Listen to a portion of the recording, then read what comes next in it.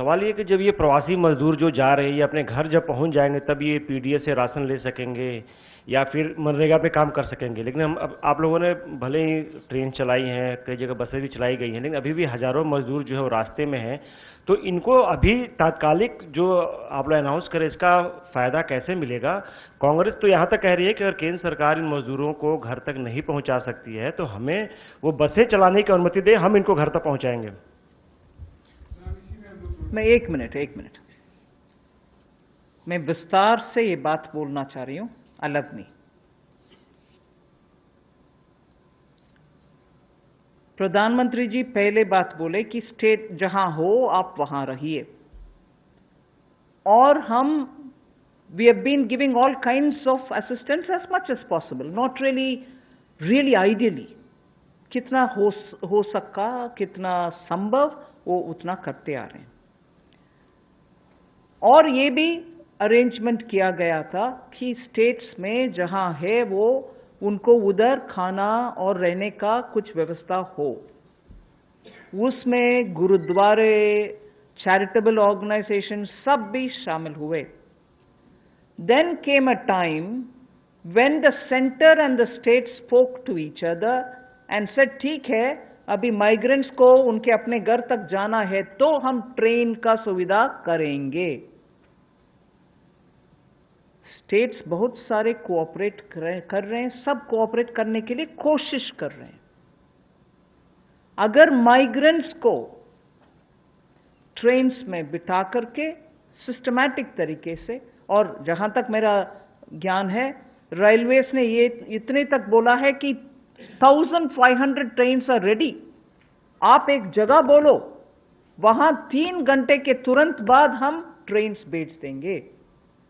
Trains में बिठा करके अगर माइग्रेंट्स उनके अपने गांव तक जा रहे हैं तो केंद्र सरकार रेलवेज उनको ट्रेन में बिठाने के बाद खाना पीना का सुविधा भी दे करके घर तक पहुंचा रहे हैं। फिर भी मन में दुख लगता है कि माइग्रेंट्स आज सड़क पे उनके अपने घर के ओर जा रहे हैं। क्योंकि आपने कांग्रेस पार्टी के विषय उठाया, मैं भी इसका कांग्रेस पार्टी का जवाब देना चाह रही हूं।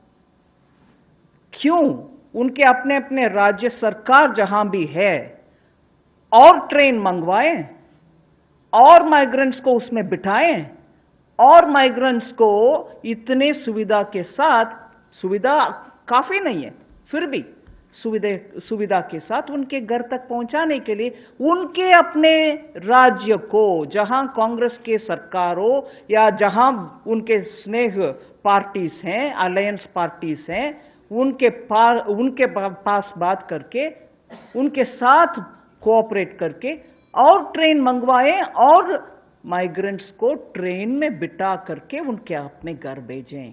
ना कि जब वो दुख के साथ पैदल जा रहे हैं उनके टाइम बर्बाद करते हुए उनके पास बैठ करके बातचीत करना।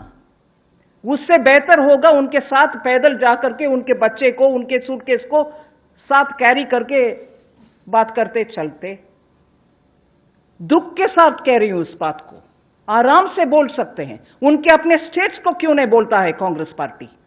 और ट्रेन लो और ट्रेन मंगवाओ सेंट्रल गवर्नमेंट से, उनमें उन माइग्रेंट्स को बिठाओ।